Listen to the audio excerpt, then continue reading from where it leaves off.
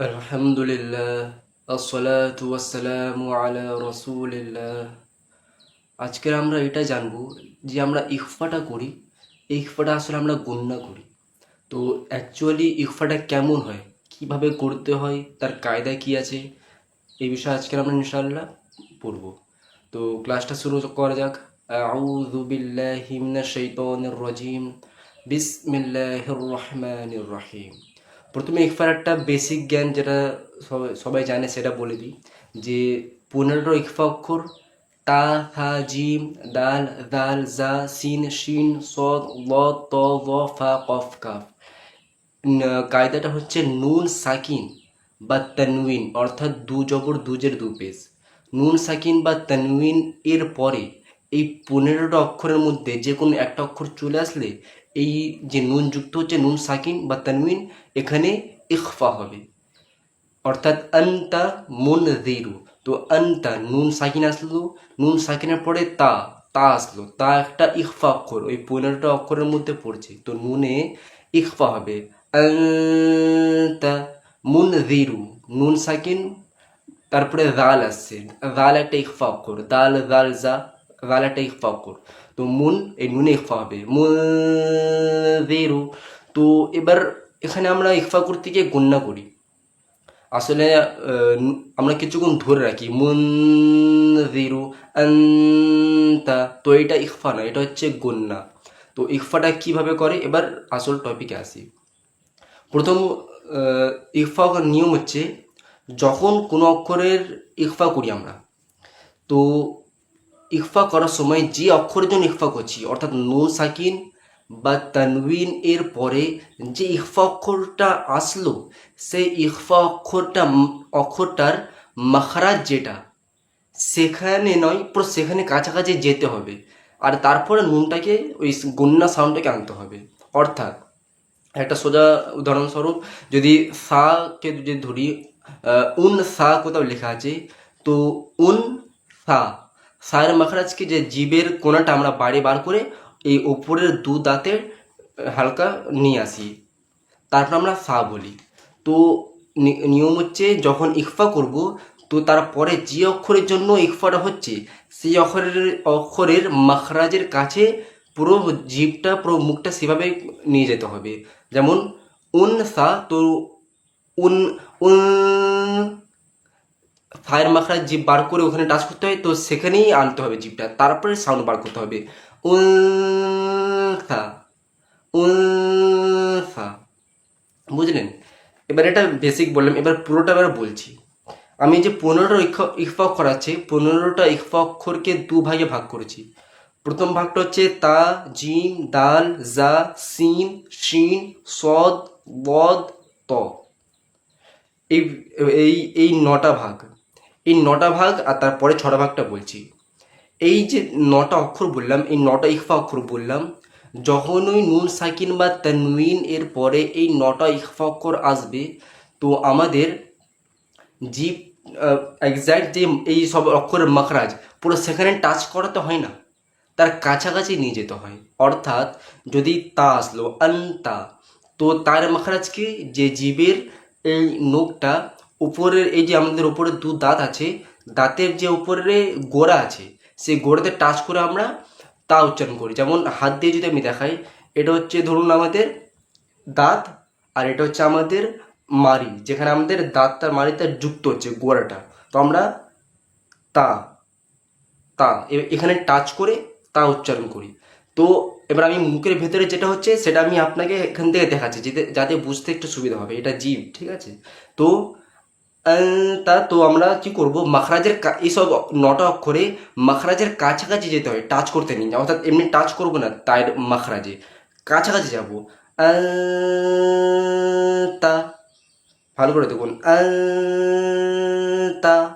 তো কি করছি, তায়ের মাখরাজ যেটা, সেখানে কাছাকাছি নিয়ে গেলাম, জিভটা কিন্তু এখনো কোনো জায়গায় টাচ হয়নি, হাওয়াই আছে, তার কাছাকাছি গিয়ে আছে তা, এভাবে। তারপর আছে জিম, আন, যা যদি বলি যা, জিমের মাখরাজ যেটা সেখানে কাছাকাছি নিয়ে যাব। তারপরে দাল, দালের মাখরাজও তার মতো দা বললে কাছাকাছি নিয়ে গিয়ে তারপরে আমি টাচ করব। মাখরাজ যেটা তার দালের পরে জায়ের মাখরাজ যেটা যা, অমনি কাছাকাছি নিয়ে যাব তারপরে টাচ করব। সিন সেম যা, যেমন মিন শাররি যেটা আমরা বলি সূরার মধ্যে, তো মিন নুন মিন নুনের মাখরাজকে ধরে রাখবো না, ওই কি করব, সিনের শিনের যে মাখরাজ, যে এটা হচ্ছে আমাদের তালু, এটা জীব, তো আমরা কাছাকাছি শিন বলার সময় আমরা কাছাকাছি যাই, টাচ করে না কিন্তু। সা এখানে এখান থেকে হাওয়া একটা গ্যাপ আসে, তো কাছাকাছি যায়, তো এর হালকা দূরে থাকবে। মে যেমন শাররি মে শাররি, বুঝতে পারলে? সদ এরও সেম, ইয়ানসুরুনা, জিভটা কোথাও টাচ হয়েছিল না, জিভটা সদেরও সেম, যে সদের তালুতে টাচ হয় না, হালকা কাছাকাছি যাই, তারপর আমরা উচ্চারণ করি। স হালকা গ্যাপ থাকে এখানে, তো কাছাকাছি যাই তারপরে উচ্চারণ করি। তো মাখরাজ যেটা তার এটা মাখরাজ, তো এখানে নয়, এর হালকা দূরে থাকবে, ওর কাছাকাছি হয়। ইয়ানসু, বুঝলেন? বদেরও সেম, দদের মাখরাজ যেটা তার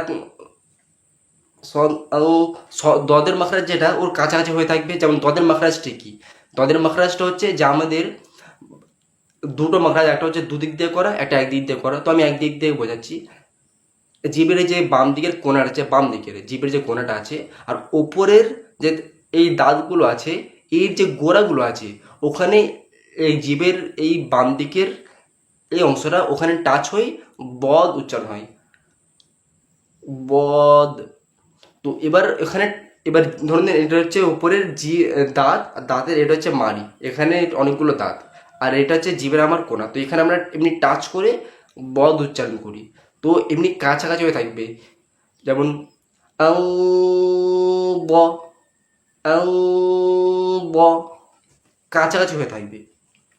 এই নটা অক্ষর, এই নটা ইকফা অক্ষরের সময় যখন ইকফা করবো আমরা, তো মাখরাজের কাছাকাছি হয়ে একদম হয়ে রেডি হয়ে থাকবে, টাচ হবে না। কিন্তু তারপরের বাকি যে ছটা অক্ষর বেঁচে রইল, ফা, জাল, ওয়া, ফা, কফ, কাফ, এই ছটা অক্ষরে কাছাকাছি যাই না, এক্স্যাক্ট যে মাখরাজ সেখানে টাচ হয়ে যায়, তারপরে আমরা ইকফা করি। যেমন সা আসলো, যেমন সা, তো সায়ের যে মাখরাজ পুরো সেখানে এক্স্যাক্ট চলে আসবে, যেখান থেকে যা মাখরাজ এক্স্যাক্ট সেখানে এসেই ইকফা হবে। উনসা, জাল, মুনযিরিনা, যা, ইয়ানযুরুনা, ফা, ফায়ের মাখরাজ কি, যে এই উপরের দাঁতটা এই নিচের ঠোঁটের সঙ্গে টাচ হয়, তাই তো, ফা, তো ওখানে জিভ চলে আসবে আর আমরা ইকফা করবো। যেমন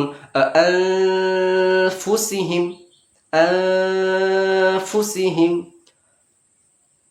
কফের এমনি, কফের যে আউ ক, আউ ক, আউ কি, উ ক, কাফেরটাও মুন কেউ, যে মাখরাজের টাচ হয়ে গেছে আমার, তারপরে আমরা ইকফাটা করছি, টাচ হয়ে ইকফা করছি, ঠিক আছে?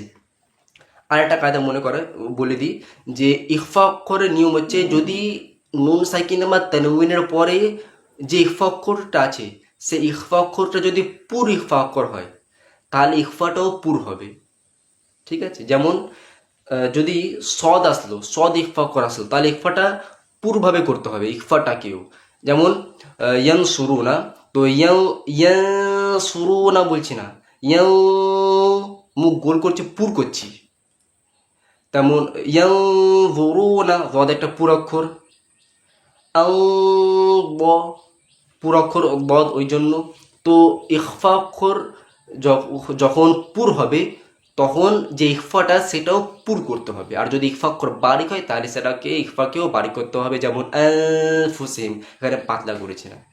এবার এই সমস্ত কায়দা মাথায় রেখে এবার আপনি পৃথিবীর যে কোনো কারির পড়া শুনবেন, তখন আপনি এই জিনিসটা লক্ষ্য করতে পারবেন, তারা ইকফা এইভাবে করে, আর যখন পুর অক্ষর আসে তখন তারা পুরোভাবে ইকফা করে, আর বারিক ইকফা অক্ষর আসলে তারা বারিকভাবে ইকফা করে। তো তো এই গেল আজকের এই ক্লাস। কোনো প্রকার ডাউট থাকলে বা কোশ্চেন থাকলে অবশ্যই কমেন্টে জিজ্ঞাসা করবেন। ওয়াসসালাম।